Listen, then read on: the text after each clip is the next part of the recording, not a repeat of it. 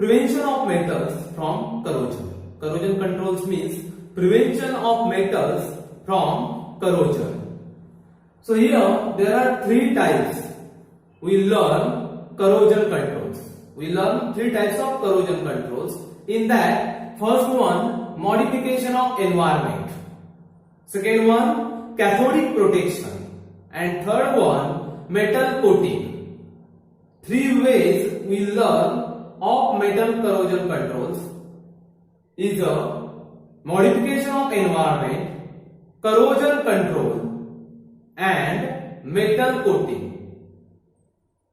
In this, out of three, we learn now modification of environment is one of the points of one of the way of corrosion controls. Okay, so there are two ways in modification of corrosion. Is first one, removal of corrosion stimulant, and second way to corrosion controls by modification of environment is use of corrosion inhibitor.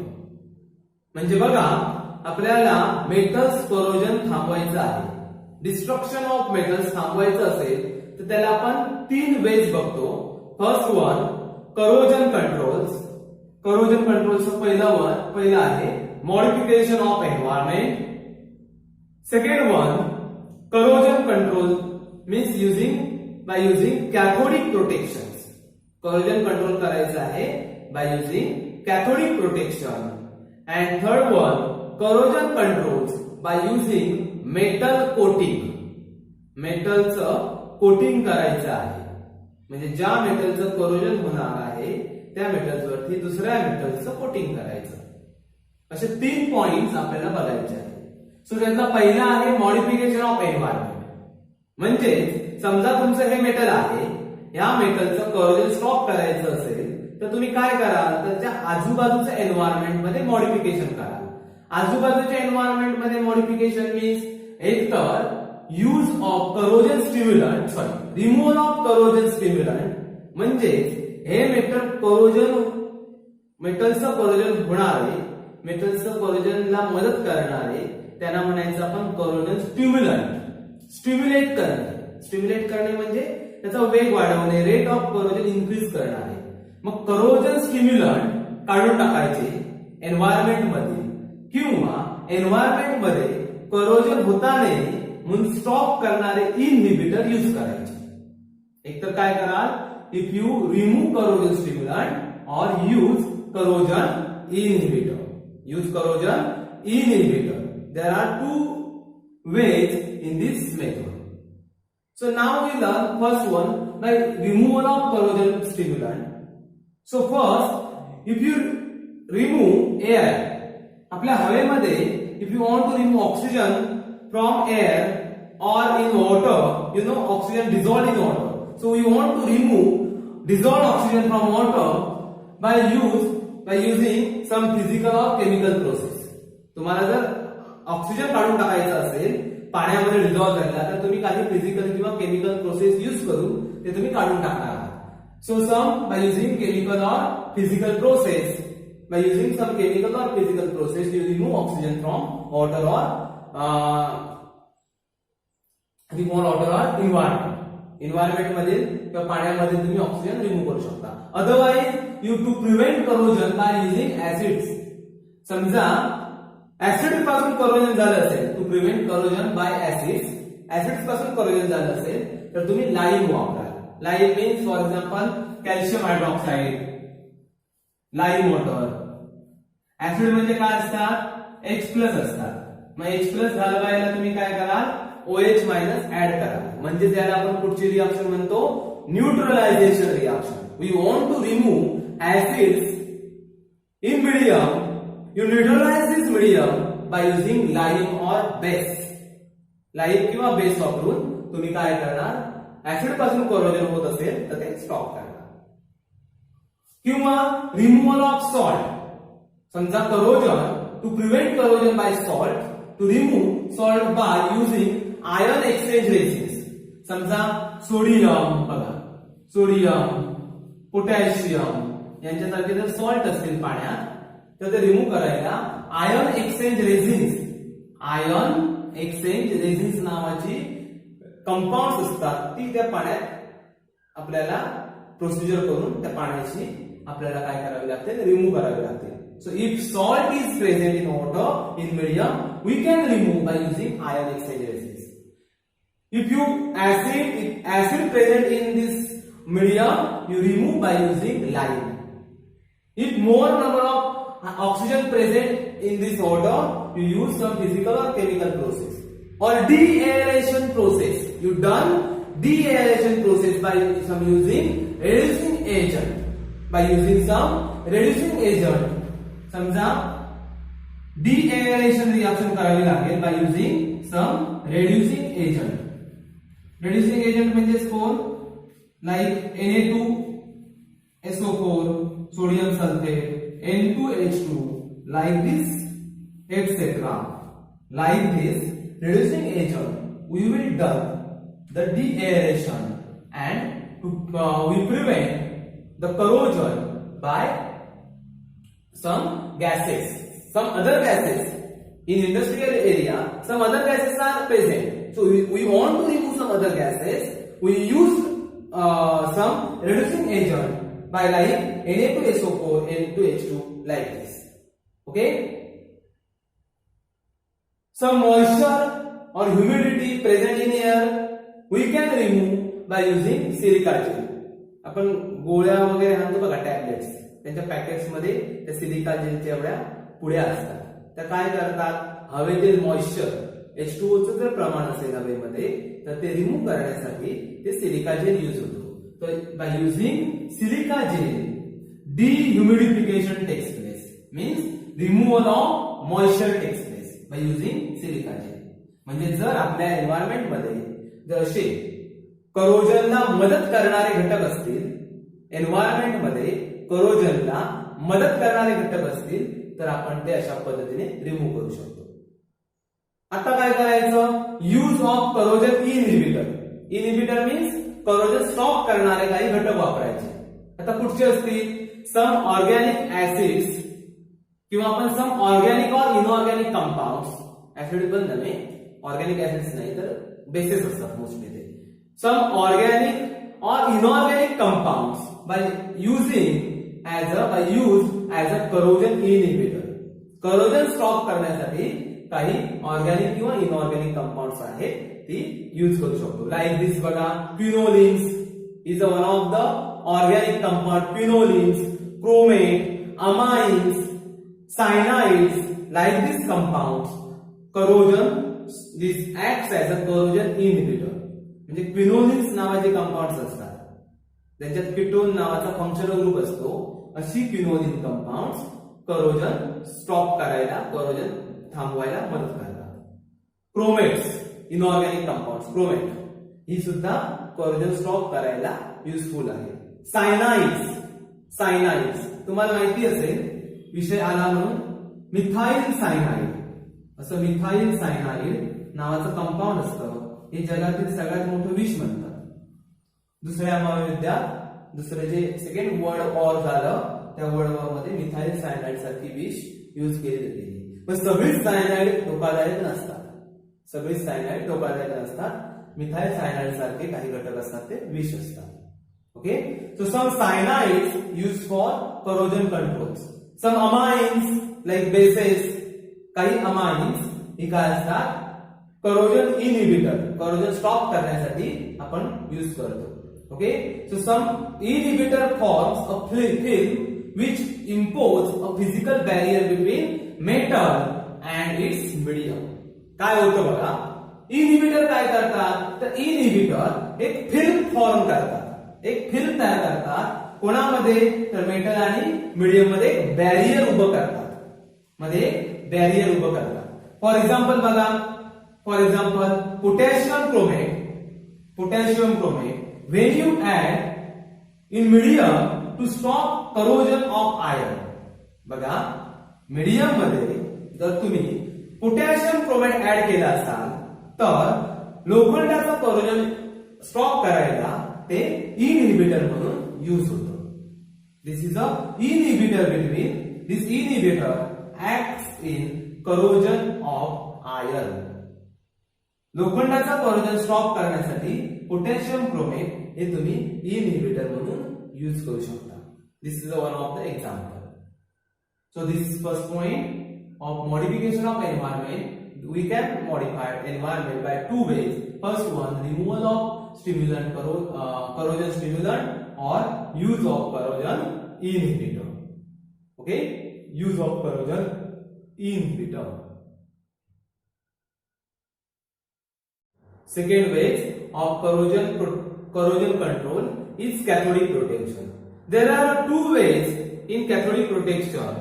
First one, by using sacrificial anode. Second one, using impressed current. Using impressed current. There are two ways we learn by cathodic protection in corrosion control. So आपण corrosion control मध्ये दुसरा point बघूया, तो म्हणजे cathodic protection. आता ह्या cathodic protection मध्ये mostly ज्या बरीड पाईपलाईन्स असतात, बरीड पाईपलाईन्स मीन्स जमिनीखालीच्या पाईपलाईन्स असतात, त्या मोस्टली जमीन खाली ओलसर असेल तर त्यांचं मोठ्या प्रमाणात करोजन होतं. आणि ते करोजन जर स्टॉप करायचं असेल, if corrosion we want to stop this corrosion, we apply this two methods. We apply this two methods. हे दोन मेथड्स आपण अप्लाय करूया. त्यातला पहिला मेथड बघूया, using sacrificial anode. Using sacrificial anode तुम्हाला माहिती असेल इन गॅलॉनिक सेरीज और electrochemical series. In electrochemical series metals are arranged in by decreasing order of their oxidation potential and increasing order of their reduction potential from top to bottom. वरून खाली पर्यंत अशा आपण increasing order of reduction potential म्हणजेच काय, तर आपण elements मांडले आहेत, मेटल्स मांडले आहेत, ज्यांच्यात इलेक्ट्रॉन्स देण्याची क्षमता ही कमी कमी होत आली आहे. म्हणजे इलेक्ट्रॉन्स घेण्याची पॉवर प्रमाणे आपण ते मेटल्स अरेंज केलेले आहेत. जी वरती मेटल्स असतील त्यांना म्हणतो more active metal and acts as a anode. जी खाली असतील ती less active metal acts as a cathode. So in this using sacrificial anode, आता आपली लाईन बघूया. समजा ही आहे अंडरग्राउंड पाईपलाईन. अर्थातच लोखंडाची आपण बघूया. लोखंडाची अंडरग्राउंड पाईपलाईन आहे. हा तुमचा ग्राउंड आहे. दिस इज युअर ग्राउंड. या ग्राउंड मध्ये ही अंडरग्राउंड पाईपलाईन आहे. या पाईपलाईन पण कशी आहे, दिस इज अ वेट सॉइल. ओल्या मातीत ही पाईपलाईन आहे. मग आपल्याला हिचं प्रोटेक्शन करायचं आहे. सो हिचं प्रोटेक्शन, पाईपलाईनचं प्रोटेक्शन करण्यासाठी आपण याला इथे कनेक्टिंग इन्सुलेटिंग वायर्स जोडलेले आहेत. म्हणजे इन्सुलेटिंग वायर्सने हे जोडलेले आहे. कशाला, तर बॅकफिल मध्ये आपण सॅक्रिफिशियल एनोड ठेवला आहे. मग जर स्टील किंवा लोखंडाची पाईपलाईन जर प्रोटेक्ट करायची असेल तर आपल्याला लोखंडापेक्षा मोर ऍक्टिव्ह मेटल घ्यावं लागेल. For example aluminium, magnesium, zinc. हे बघितला तर इलेक्ट्रोकेमिकल सिरीज मध्ये लोखंडापेक्षा वरती आहे. In electrochemical series these metals are above on iron. Therefore, if this is underground pipeline is iron, made up from iron. ही जर अंडरग्राउंड पाईपलाईन आयर्न पासून made up केलेली असेल, तयार केलेली असेल, तर हिला आपण काय करायचं, अल्युमिनियम, मॅग्नेशियम, झिंक किंवा त्यांचे अलॉयज हे अपोजिट एंडला जोडायचे. म्हणजे काय होईल, दिस अलॉयज और aluminium, magnesium, zinc acts as an anode and the loss of electron takes place and this pipeline acts as a cathode. तर तुम्हाला माहिती असेल कॅथोडचं प्रोटेक्शन होतं आणि एनोडचं काय होतं, करोजन होतं. म्हणजेच काय होईल, हा जो आपण बॅकफिल म्हणजे कोल आणि NaCl हे जे आहे ना, हे कोल आणि NaCl चं मिक्सचर आहे. ओके, या कोल आणि NaCl च्या मिक्सचर मध्ये जास्तीत जास्त करंट आपल्याला पाहिजे म्हणून काय केला, तर आपण हे अल्युमिनियम किंवा मॅग्नेशियम किंवा झिंक किंवा त्यांचे अलॉयज हे या बॅकफिल मध्ये बंद करून ठेवले आणि यांना आपण इन्सुलेटिंग वायरने इकडे कनेक्ट केलं. इन्सुलेटिंग वायरने इकडे कनेक्ट केलं आणि ही अंडरग्राउंड पाईपलाईन कशा काय म्हणून ऍक्ट होईल, act as a cathode and protection, त्याचं प्रोटेक्शन होईल. And this metals act as a anode आणि त्यांचं करोजन होईल. म्हणजे आपण सॅक्रिफाय होणारा या कॅथोड साठी स्वतःचं सॅक्रिफिकेशन करणारा एनोड्स वापरायचा. एनोड्स कोण वापरणार? The more active metal than iron. The more active metals than iron. Iron पेक्षा मोर ऍक्टिव्ह मेटल्स आपण यूज करायचे. म्हणजे मोस्टली समजा हे एनोड, हे एनोड काय होईल? Consume completely. After consume completely of this anode you replace. एकदा हे वापरून एनोड संपले तर तुम्हाला हे परत परत रिप्लेस करावे लागते. म्हणजे नवीन मटेरियल तुम्हाला यूज करावं लागेल. कारण अल्युमिनियम, मॅग्नेशियम, झिंक हे एनोड म्हणून ऍक्ट होणार, त्याच्यामध्ये करोजन होऊन ते एक दिवस संपणार. मग ते परत रिप्लेस करायचे, नवीन मटेरियल ते जॉईन करायचं. हे मोस्टली कुठे तर बरीड पाईपलाईन्स असतील किंवा बरीड केबल्स असतील ज्यामध्ये आयर्न असेल, त्यांच्या प्रोटेक्शनसाठी मोस्टली ही मेथड यूज केली जाते. किंवा ship halls, hot water tank, गरम पाण्याच्या टँक्स असतील, बॉयलर असतील, तर त्यांच्या प्रोटेक्शनसाठी आपल्याला युजिंग सॅक्रिफिशियल एनोड ही मेथड्स यूज करतो. Second method is using impressed current. He DC battery आहे. काय आहे? ही डीसी बॅटरी आहे. या बॅटरीला आपण काय करूया? हे ground, this is a ground. Look at this one is a ground and this is a wet soil.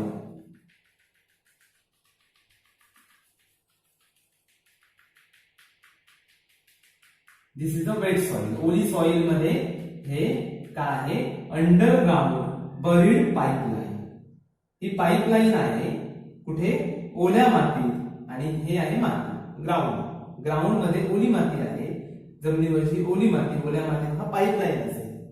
मग याला प्रोटेक्ट करण्याचे दुसरा वेज आपण बघूया. सो हा कॅथोड म्हणून आपण ऍक्ट होणार इथे. This acts as underground pipelines acts as a cathode and this is acts as an anode.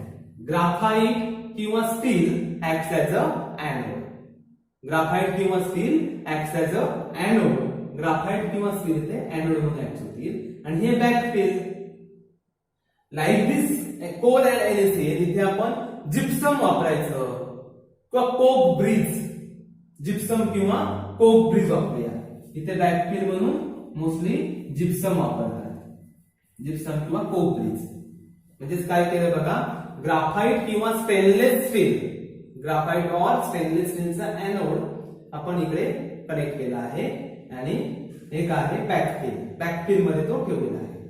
आणि ह्या एनोडला म्हणजे डीसी सोर्स आहे, बॅटरी कनेक्ट केली. So this acts as a anode, this acts as a cathode. Okay. आता इकडे आपण काय केलं? हे कॅथोडला पाईपलाईन बर्न केली आणि निगेटिव्ह टर्मिनलने जॉईन केलं. डीसी सोर्स आहे, डीसी बॅटरी आहे. So to impress current is applied opposite direction to nullify the corrosion current and convert corroding metal from anode to cathode.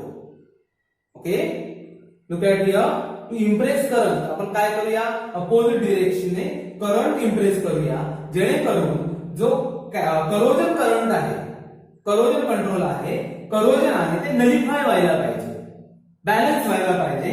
आणि the convert corroding metal from anode to cathode. म्हणजे corroding metals हे anode म्हणून act होण्याचे ते cathode म्हणून act व्हायला पाहिजे. So by using impressed current म्हणजे आपण या बॅटरी मधून इकडे करंट पास करायचा आहे आणि करंट पास करून हे बॅलन्स करायचं आहे. करंट म्हणजेच काय? तर फ्लो ऑफ इलेक्ट्रॉन्स. समजा आपण इलेक्ट्रॉन समोरच्याला देत राहिलो, समजा आयर्न असेल, सपोज आयर्न काय करेल? Loss of electron takes place करेल. आणि तेवढेच इलेक्ट्रॉन जर तुम्ही आयर्नला परत देत राहिलात तर काय होईल? तर बॅलन्स होईल, नलिफाय होईल. आणि फॉर दिस नलिफिकेशन, या नलिफिकेशन साठी आपल्याला more and more current impress to opposite direction. Opposite direction आपण करंट इम्प्रेस करायचा, जेणेकरून anode corroding metal from anode to cathode या वेने, या पद्धतीने आपण करंट इम्प्रेस करायचा, जेणेकरून या पाईपलाईनचं प्रोटेक्शन होईल. सो मोस्टली आपण हे बरीड वॉटर पाईपलाईन्स किंवा बरीड गॅस पाईपलाईन्स यांच्या प्रोटेक्शनसाठी किंवा बॉयलर्सच्या प्रोटेक्शनसाठी आपण हे त्याचा यूज करतो. This techniques use for this water box cooler, marine piers, buried pipelines, buried water pipelines, buried gas pipelines साठी त्यांच्या प्रोटेक्शनसाठी हे यूज केलं जातं. तुम्हाला माहिती असेल माती मोस्टली खाली ओलसर असते, मग ओलसर मातीत करोजन जास्त होईल म्हणून या दोन मेथड्स मोस्टली यूज करतात. वेन बॉयलर्स साठी किंवा बरीड पाईपलाईन साठी मोस्टली पाईपलाईन्स लोखंडाच्या पाईप्स लाईन ज्या जमिनीखाली असतात त्यांच्या प्रोटेक्शनसाठी या दोन मेथड्स यूज केल्या जातात. आणि हे सगळं कुठचा मेटल कॅथोड म्हणून ऍक्ट होईल, कुठचा एनोड म्हणून ऍक्ट होईल, हे संपूर्ण गॅलॉनिक किंवा इलेक्ट्रोकेमिकल सिरीज वरती डिपेंड्स आहे. So more active metal acts as a anode, less active metal acts as a cathode.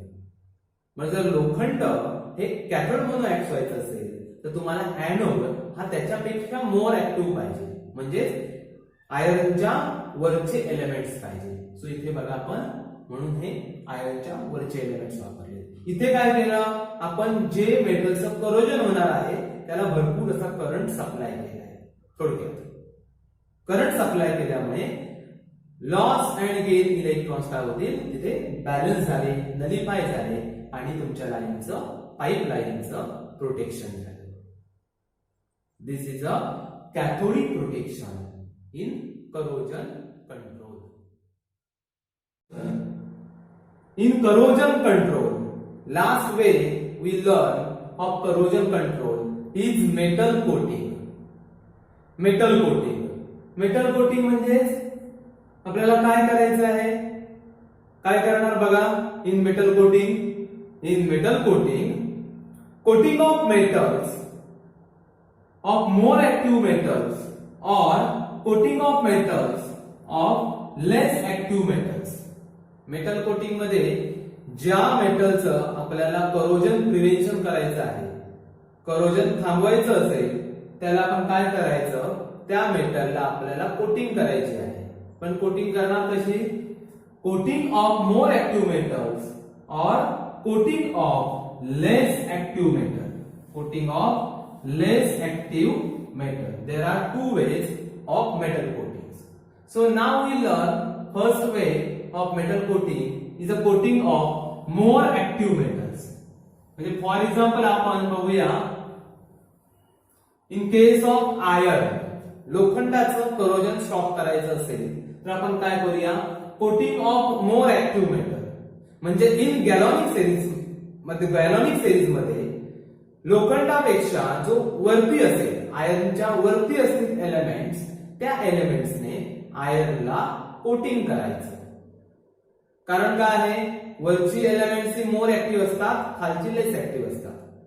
म्हणजे आयर्नला जर तुम्हाला कोटिंग करायचं असेल, कोटिंग ऑफ आयर्न, लोखंडाचं कोटिंग करायचं असेल तर तुम्ही काय करायचं, लोखंडापेक्षा मोर ऍक्टिव्ह मेटल्स असेल, आयर्न पेक्षा मोर ऍक्टिव्ह मेटल्स असेल, लाईक झिंक, अल्युमिनियम, मॅग्नेशियम, अशा मेटल्सने कोटिंग करायचं. लाईक कॅथोडिक प्रोटेक्शन, आपण जे लास्ट टाइम बघितलं होतं कॅथोडिक प्रोटेक्शन, तेच प्रिन्सिपल आहे इथे. सो त्यातला आपल्याला एक पॉइंट बघायचा आहे, तो म्हणजे galvanizing. So in galvanizing means what, so galvanizing means coating of iron और steel with thin coat of zinc. बघा काय करायचं आहे, आयर्नला झिंकचं कोटिंग द्यायचं आहे, याची ऍप्लिकेशन्स बघा. In case of finishing wire, screw, nails, bolts, यांना आपण काय करायचं, हे जे एक्झाम्पल आहेत बघा, यांना आपण झिंकचं कोटिंग द्यायचं, कोटिंग ऑफ झिंक. म्हणजेच काय होईल, वरचा झिंक एनोड म्हणून ऍक्ट होईल आणि तो खराब होऊन जाईल वरचं कोटिंग, आणि आतमधला मेटल्स हा प्रोटेक्ट होईल.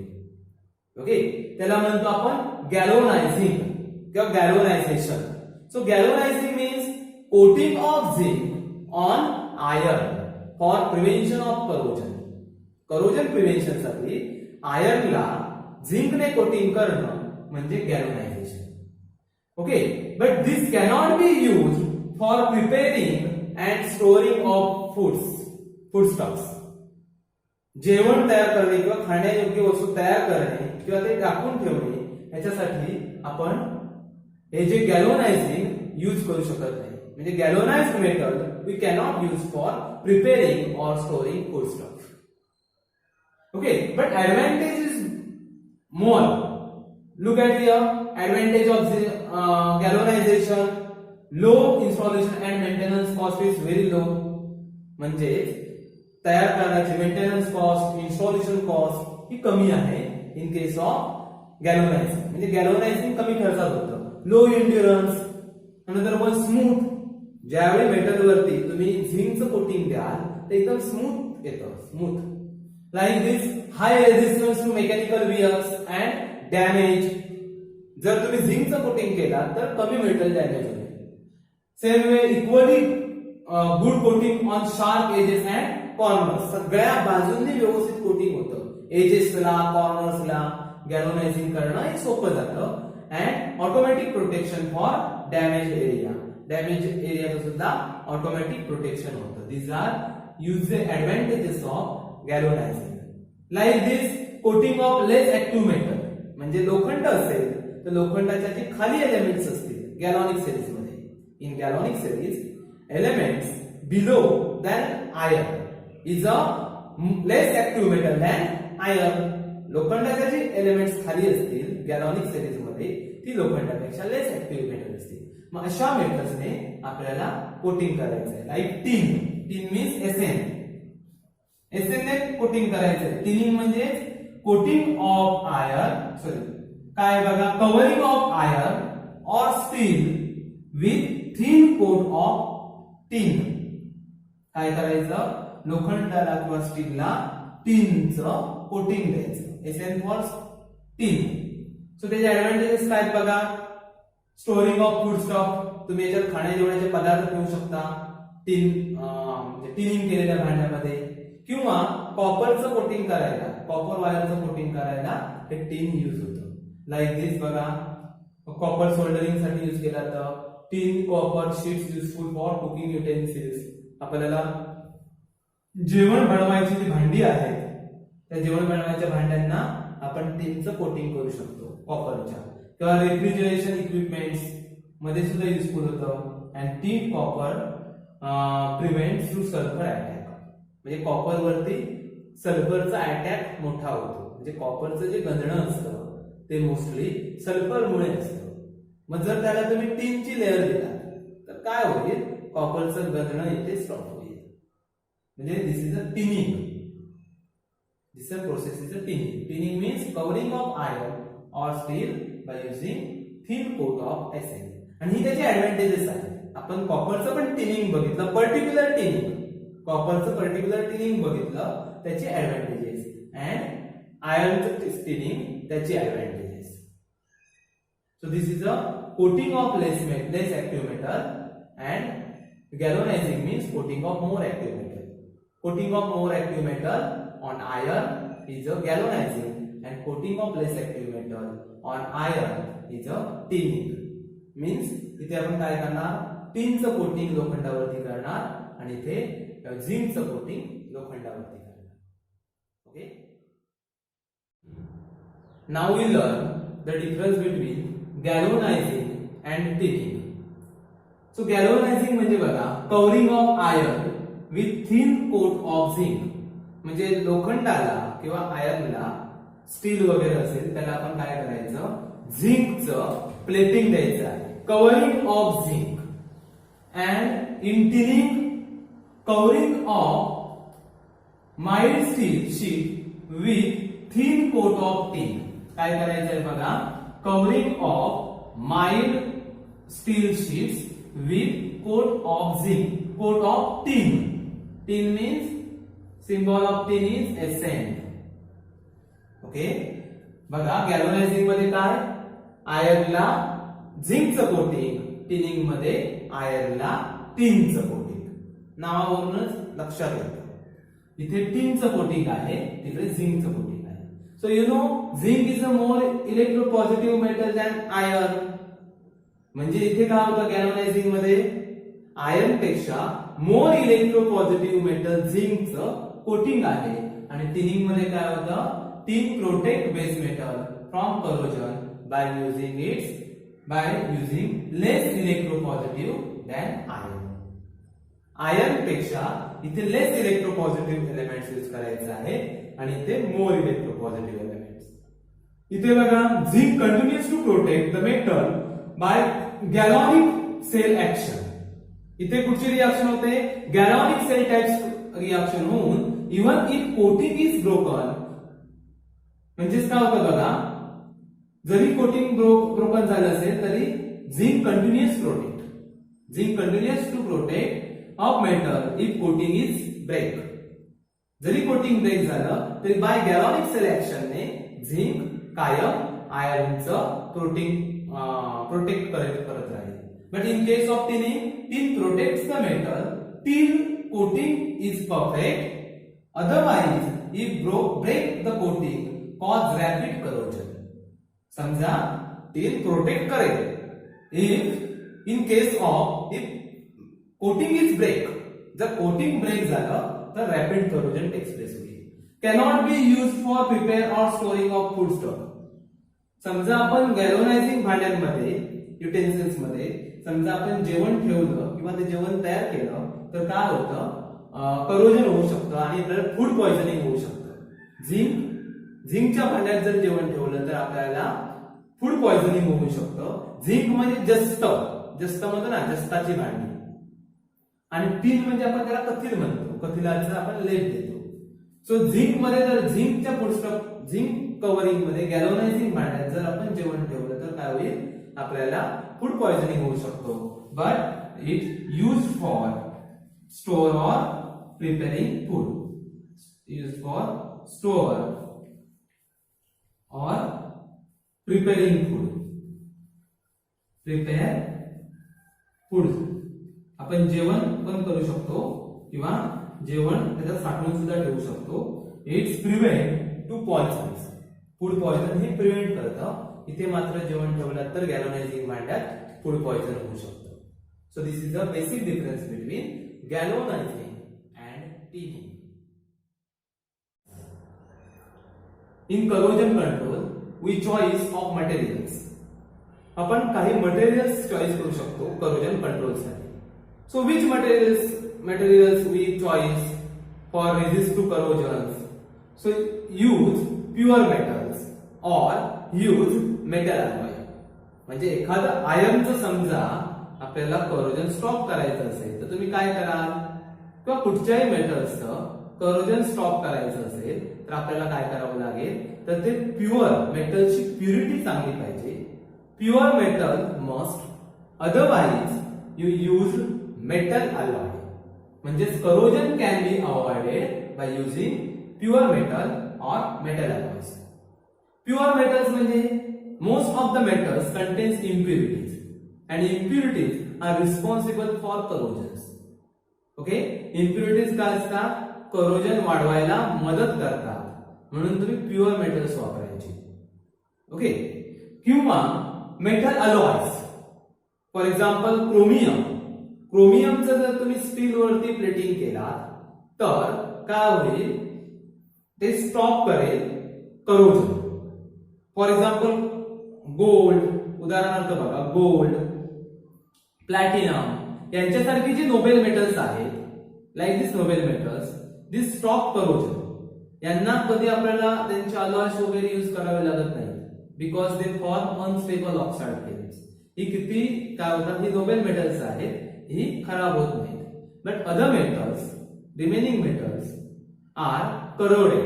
That's why you use metal alloy instead of metals.